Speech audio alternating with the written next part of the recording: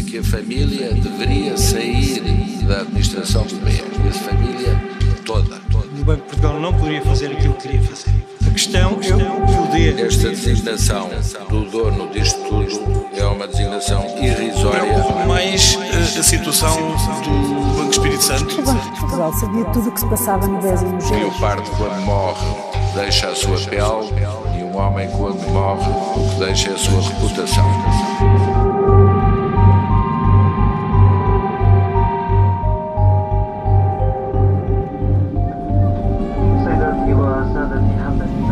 Cabin crew, please prepare all doors and cruise check. Ladies and gentlemen, welcome to Dubai. Have a pleasant day and take your full flight Emirates. A cidade do deserto luta por superlativos. Agiganta-se na arquitetura, no dinheiro, no turismo. O mais destacado dos 7 Emirados Árabes Unidos cativa pobres imigrantes do subcontinente indiano, mas também malas de muito dinheiro vindas de lugares de opacidade. O maior escândalo do mundo financeiro português também aterrou no Dubai. Um lugar onde, no silêncio dos arranha-céus da alta finança, se constroem impérios de nada. O dinheiro tem uma face cada vez mais virtual. Não precisa de existir realmente. Esta materialidade que aqui jorra em migalhas é mera ficção nos escândalos globais da banca. Sou do tempo em que os bancos tinham uma barreira entre os clientes e os funcionários e, se pensar nisto, às 2 por 3 a banca toda deixou de ter essas barreiras, como se o dinheiro tivesse deixado de valer. Sim, é o mal-amado Carlos Queiroz, o treinador que o país despediu com estrondo em 2010. Campeão por 3 vezes, pelas camadas jovens, liderou 2 a seleção principal de futebol. Treinou o Sporting, o Real Madrid, o Manchester United, o Metro Stars de Nova York, a seleção americana, mais as seleções da África do Sul, dos Emirados Árabes Unidos e já em 2017 pediu a demissão da seleção iraniana, com a equipa no primeiro lugar da qualificação asiática para o Mundial de 2018. O futebol tem-me ajudado em muita coisa e na minha vida privada e profissional e pessoal.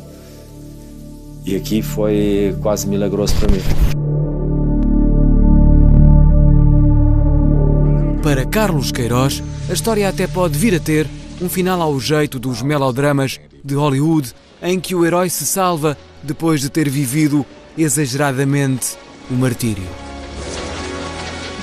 Mas se pode ter sido salvo pelo futebol, também foi o futebol que o empurrou para a sequência que haveria de viver no Dubai. O facto de ter assinado com a seleção do Irão, portanto o Dubai ser um lugar próximo, haver um banco português, ou teoricamente português, decidi abrir conta aqui, inclusive trouxe de Lisboa economias feitas em Portugal para o Dubai, por essa conveniência e essa proximidade. Yes Bankers Dubai. Foi nessa filial do BES, detida a 95% pela holding financeira do Grupo Espírito Santo, que em 2011 Queiroz decidiu confiar. A palavra confiança é a chave de todo este intrincado processo. A zona onde o Yes Bankers estava a funcionar, que é o DIFC, Dubai International Financial Center, que é uma área financeira que está juridicamente ligada não à praça financeira do Dubai, mas a Londres, o que teoricamente é uma atração. É um centro financeiro interdito a imagens, mesmo que a câmara que as recolhe passe despercebida entre as milhares com que os turistas de todos os cantos do globo gravam os deslumbres do Dubai. No Dubai, fomos sempre turistas, de outra forma, nenhuma imagem teria sido captada. O Yes Bankers Dubai funcionava no centro financeiro, exatamente no mesmo edifício do supervisor local, a DFSA, congénere do Banco de Portugal. Desapareceu da foto o nome do Banco Português, permanece o do supervisor.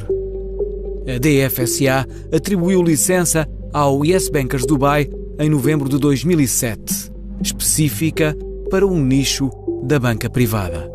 A filial do BES, no Emirato, apenas tinha autorização para operar junto de clientes profissionais com reconhecida experiência financeira.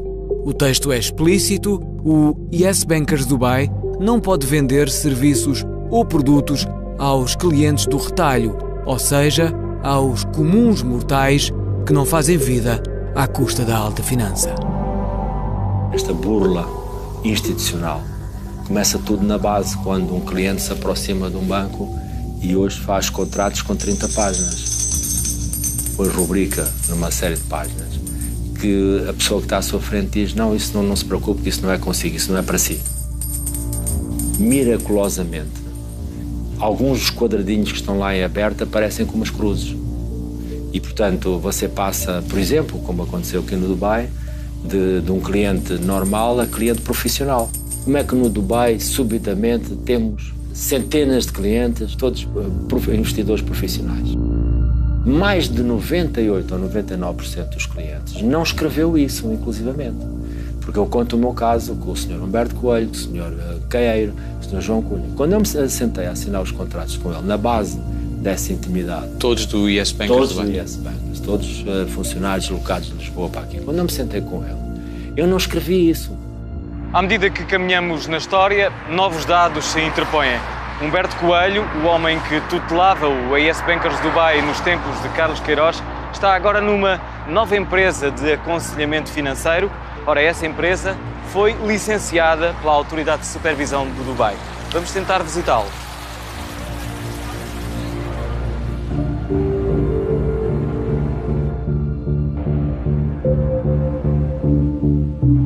Hello, good afternoon. I would like to speak with Mr. Humberto Coelho. The enterprise... Yes. 1301 South Tower. 13? Subimos até à nova empresa de Humberto Coelho, a Blue Target Advisors, mas um funcionário garantiu-nos que o antigo responsável pelo private banking da filial do BES no Dubai estava em viagem. Na Blue Target, Humberto Coelho faz exatamente o mesmo que fazia no Yes Bankers Dubai. Aconselha investidores a apostarem no risco. O longo processo de insolvência da filial do BES no Emirato ainda decorre, mas o antigo diretor conseguiu, menos de 2 anos depois da derrocada, convencer a Autoridade de Supervisão do Dubai a dar-lhe luz verde para continuar no ativo. A 18 de novembro de 2014, 3 meses depois da derrocada, a autoridade bancária do Dubai endureceu o discurso e impôs limites ao Yes Bankers e a Ricardo Salgado. O processo de insolvência entrara numa via sem retorno. Eu ouvi umas notícias de Lisboa, estava no Brasil, mais ou menos nas vésperas do Brasil-Alemanha. E eu telefonei para o Dubai falar com o João Cunha. Disse: o que é que se passa aqui? Carlos Queiroz, temos aqui realmente um problema, aqui uma aplicação sua.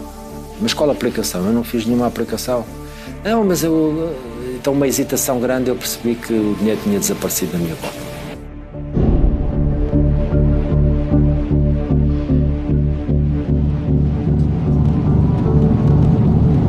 Viajei durante a noite, no outro dia estava de manhã sentado à frente deles. Quando me apercebi e fui informado que tinham desaparecido 800 mil dólares da minha conta. Numa aplicação chamada Rio Forte. No fundo, a minha indignação levou-me e arrastou-me para esta luta. Eu fiz coisas que me envergonham, eu tenho de contar. Eu passei por humilhações pessoais que eu nunca imaginei na minha vida fazer. Reuniões que eu forcei. Estar fechado numa sala horas e horas e horas, não ter sequer uma casa de banho. Dia a dia, noite a noite. Até que acabei num hospital, às 4 da manhã, acordado num hospital. A indignação dos factos que eu comecei a constatar levou-me quase a uma loucura obsessiva.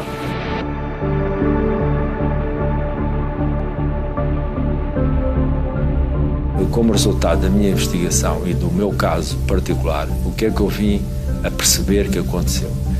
O Castelo de Cartas começa a desmoronar e começa uma pressão enorme sobre Panamá, sobre Dubai, para que os operadores, portanto os funcionários, consigam recolher o máximo de depósitos possíveis para investir nos GES, na Rio Forte, nesses produtos que estavam em queda do outro lado.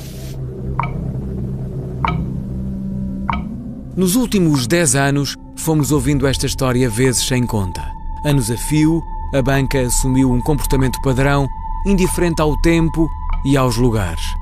Se os clientes profissionais não têm desculpa para desconhecer este jogo sem regras, os anónimos clientes de retalho, convertidos à força em profissionais, foram empurrados para esta dimensão alucinogénica que torna o processo perene. Entre Luanda e o Dubai, criou-se uma ponte aérea onde circularam bilhões de dólares de origem duvidosa. A investigação da SIC detecta fortes sinais de lavagem de dinheiro, como se a filial do BES no Dubai se tivesse transformado numa mega lavandaria do regime angolano. Temos a prova e o Banco de Portugal também.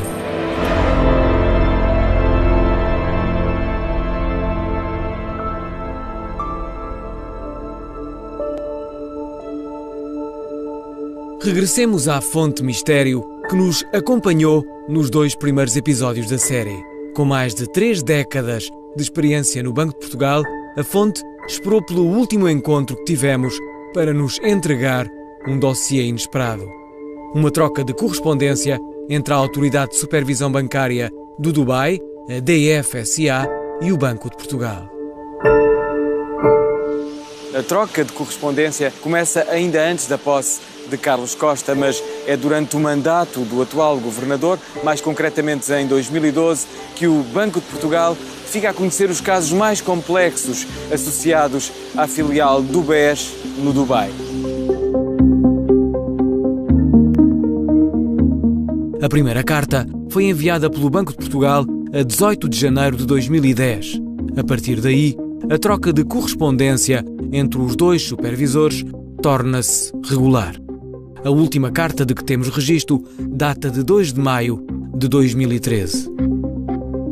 Na primeira carta, o Banco de Portugal quis confirmar com o supervisor do Dubai se a informação que recebera do BES era correta. O BES assegurara ao regulador português em 2008 que a filial do Dubai estava impedida de fornecer dados pessoais sobre clientes no estrangeiro.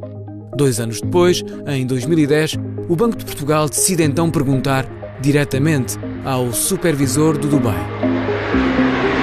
A 24 de outubro de 2010, talvez o regulador português tenha ficado surpreendido com a resposta. Não temos qualquer conhecimento de qualquer impedimento legal à transmissão de informação sobre a identidade dos clientes do Yes Bankers Dubai. A DFSA mostrava-se, aliás, disposta a alimentar a colaboração entre os 2 supervisores no futuro. A partir daí, todas as dúvidas que o Banco de Portugal ia colocando ao supervisor do Dubai, este imediatamente as esclarecia.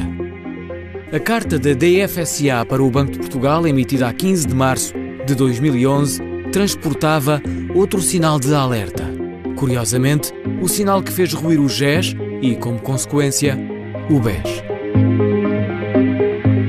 Este documento é de março de 2011, ou seja, escassos 10 meses depois de ter começado a troca de correspondência entre a Autoridade Bancária do Dubai e o Banco de Portugal.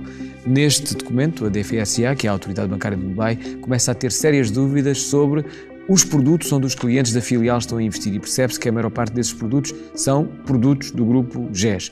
E a preocupação da autoridade bancária é tão grande sobre esta matéria que disso mesmo dá conta, com ênfase, ao Banco de Portugal nesta correspondência em concreto.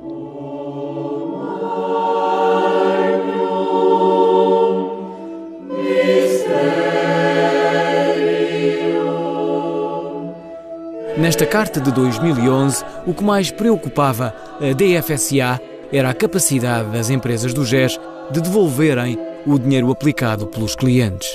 A DFSA confessa não ter informação suficiente sobre essas empresas e pede ajuda ao Banco de Portugal. Em dezembro de 2010, essas aplicações somadas aproximavam-se dos 1.000 milhões de dólares. Um ano depois, em 2011, 60% desse montante estava já aplicado em produtos financeiros destinados a financiar o Grupo Espírito Santo. A 28 de março de 2011, Banco de Portugal e DFSA reúnem-se numa conferência telefónica e o Banco de Portugal é de novo surpreendido por uma informação falsa que o BES lhe prestara. Bom, à medida que a troca de correspondência entre o Banco de Portugal e a Autoridade Bancária do Dubai vai acontecendo, o Banco de Portugal vai ficando surpreendido com algumas das revelações da Autoridade Bancária. Em concreto, e esta é talvez uma daquelas mais surpreendentes para o Banco de Portugal, é que o Banco de Portugal pensava, porque foi isso que o BES lhe tinha dito, que os ativos geridos pela filial do Dubai eram de apenas 65 milhões de dólares. Mas, afinal, segundo a Autoridade Bancária do Dubai, eram de qualquer coisa como 1.251 milhões de dólares. A 19 de abril de 2011, há nova conferência telefónica entre as duas entidades, onde o Banco de Portugal confessa não ter chegado a questionar o BES sobre esta diferença de valores.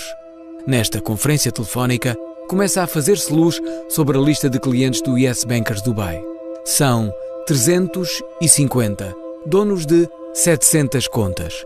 Mas 2 desses clientes concentravam 27% dos ativos à guarda do banco.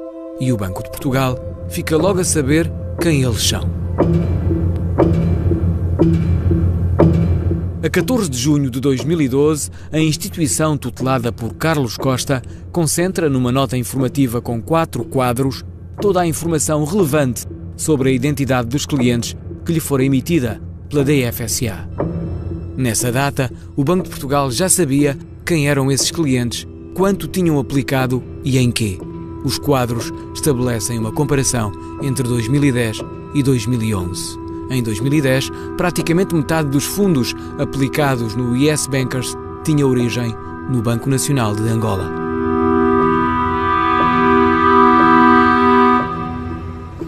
Em 2010, os 563 milhões de dólares do Banco Nacional de Angola, administrados pelo Yes Bankers Dubai, estavam aplicados na agência do BES em Londres. Estavam integralmente investidos em emissões de dívida, parte dela associada ao Grupo Espírito Santo. É certo que um ano depois, em 2011, o Banco Nacional de Angola fechou esta conta e o dinheiro seguiu para outras paragens.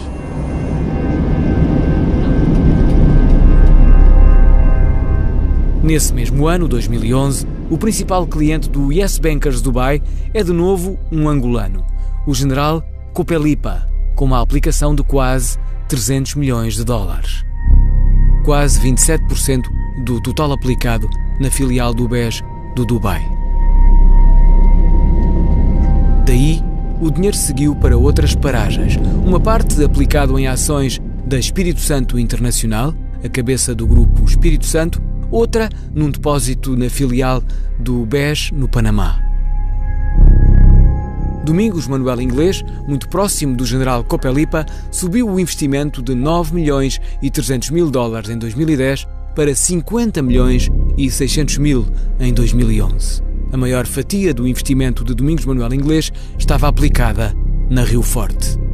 Em 2011, o general Dino, Leopoldino Fragoso do Nascimento, baixara a sua aplicação de quase 44 milhões de dólares em 2010 para 32 milhões, integralmente investidos em títulos de empresas do Grupo Espírito Santo. São pessoas da confiança do Presidente.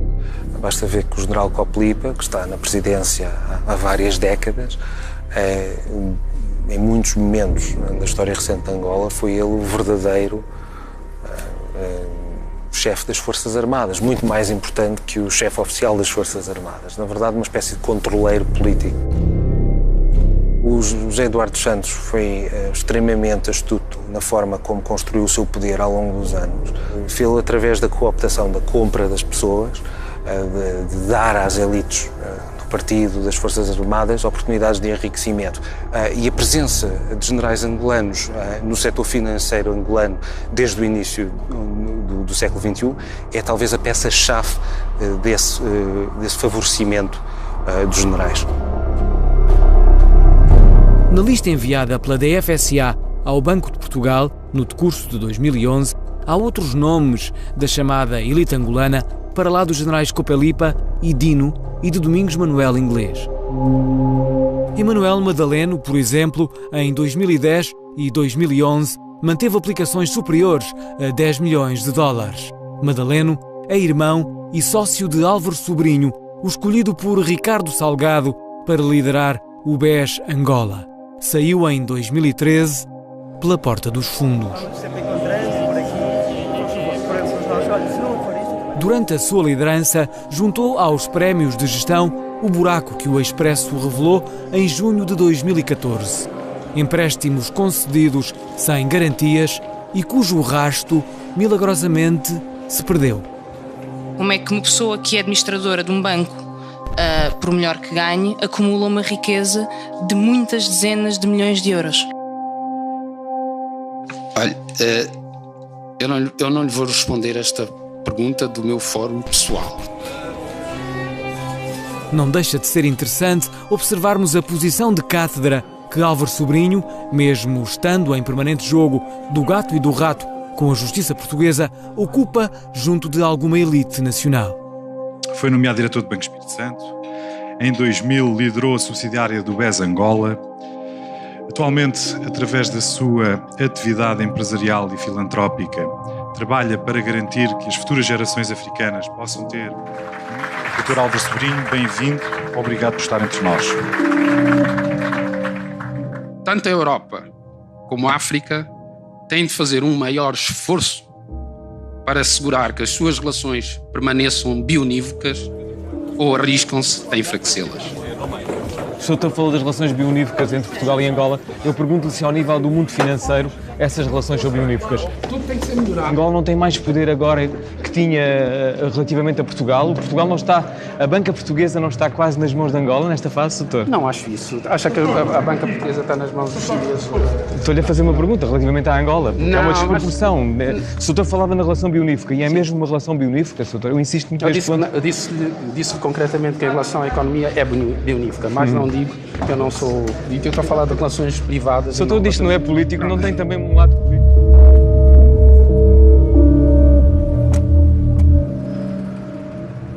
Se restabelecermos a ponte aérea entre Angola e o Dubai, os milhões milagrosamente desaparecidos nos tempos em que Álvaro Sobrinho geria o BESA podem, afinal, começar a deixar rasto. É o próprio Banco de Portugal que traça esse rasto.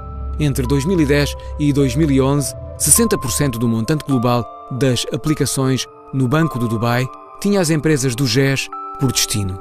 O número é redondo. 750 milhões de dólares de aplicações diretas no GES.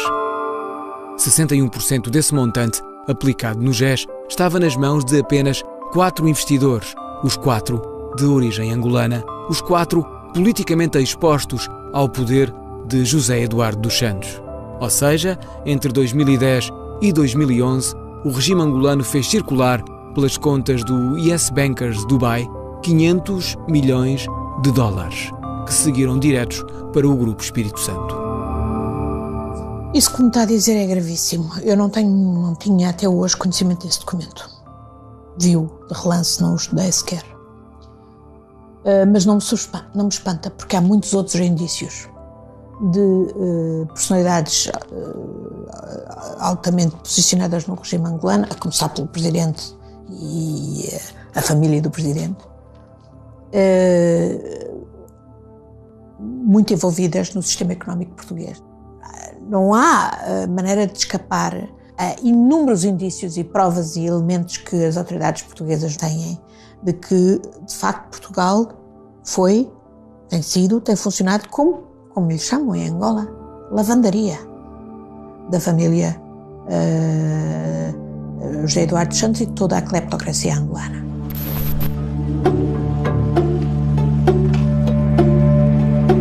Em Em Portugal, houve uma comissão parlamentar de inquérito ao caso BES, onde nunca se falou do papel do US Bankers Dubai neste intrincado puzzle do escândalo financeiro.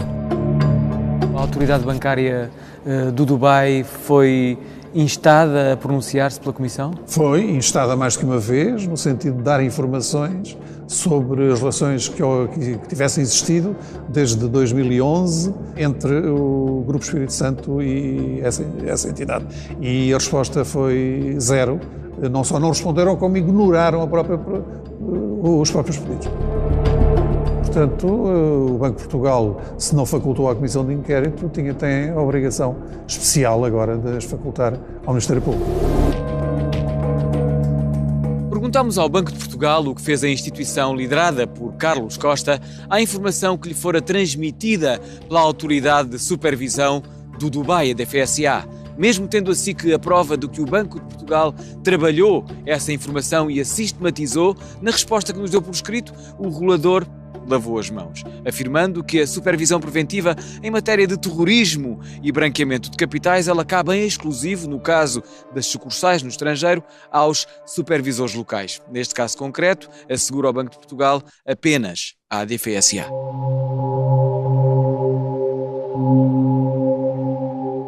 A 2 de outubro de 2013, Ricardo Salgado corre a Angola para tentar uma audiência com José Eduardo dos Santos.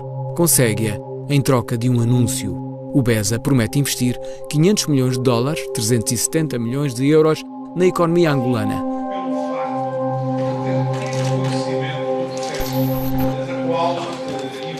Só no decurso da Comissão Parlamentar de Inquérito, o administrador que Ricardo Salgado quis que lhe sucedesse reconheceu que o objetivo desse encontro foi, afinal, comprometer José Eduardo dos Santos. Em outubro de 2013, o Sr. Presidente da República de Angola concedeu uma audiência ao Dr. Ricardo Salgado, onde estive presente em conjunto com o Dr. Rui Guerra e o Dr. Daniel Proença de Carvalho. Nessa ocasião, o Sr. Presidente da República manifestou disponibilidade para apoiar o BESA a suprir eventuais dificuldades que viesse a evidenciar. Este apoio veio a materializar-se na emissão da garantia autónoma soberana de 5,7 mil milhões de dólares, cobre 70% da carteira de crédito total. Consciente do estado pré-comatoso do BESA, depois de detectado o buraco aberto durante a liderança de Álvaro Sobrinho, Salgado foi negociar a garantia do Estado angolano com o objetivo de travar a queda do banco. Rui Guerra sucedeu a Álvaro Sobrinho na liderança executiva do BESA e herdou o buraco. Aquilo que enfrentámos em janeiro de 2013 foi uma situação em termos de liquidez e transacionalidade do banco muito difícil. Não quer dizer que os 5,7 bilhões de dólares fosse totalmente de incumprimentos. O CEO Rui Guerra não se dirigiu ao Sr. Presidente da República. Podia ter acontecido, mas não aconteceu. Já agora é uma nota. Alguém pediu. Ricardo Salgado pediu, José Eduardo dos Santos concedeu.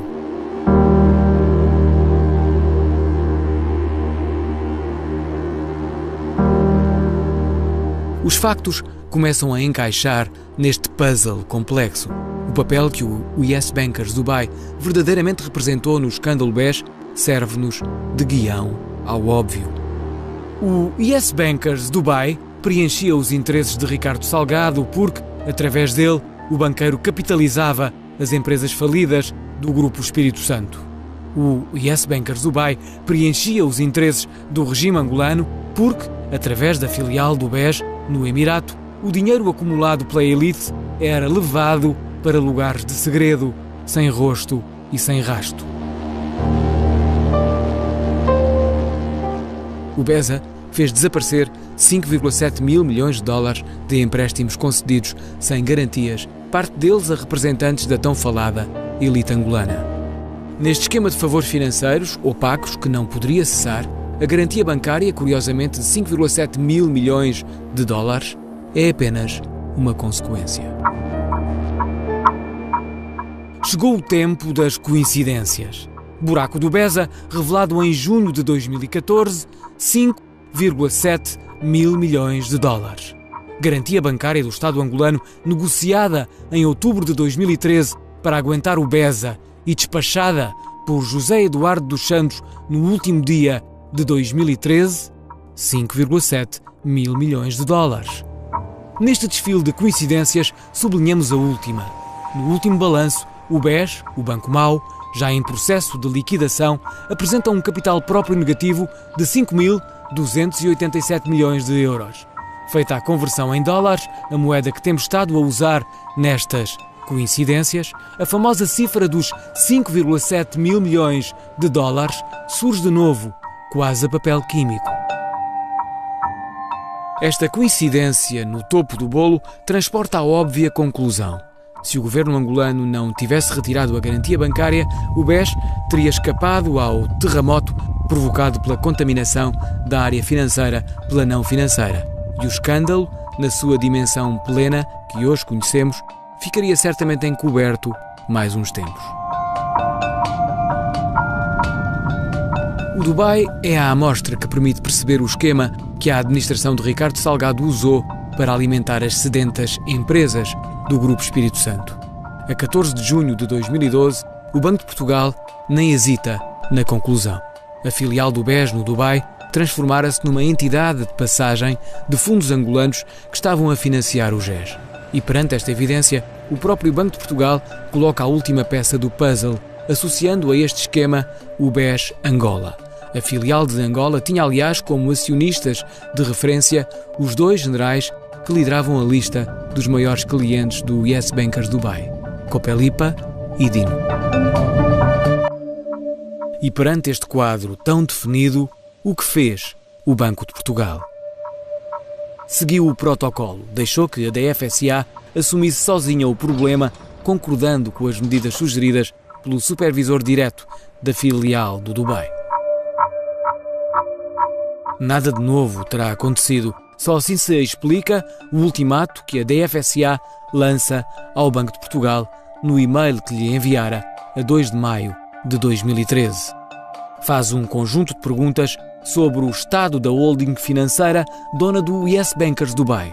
Numa delas, ataca diretamente o coração do supervisor português.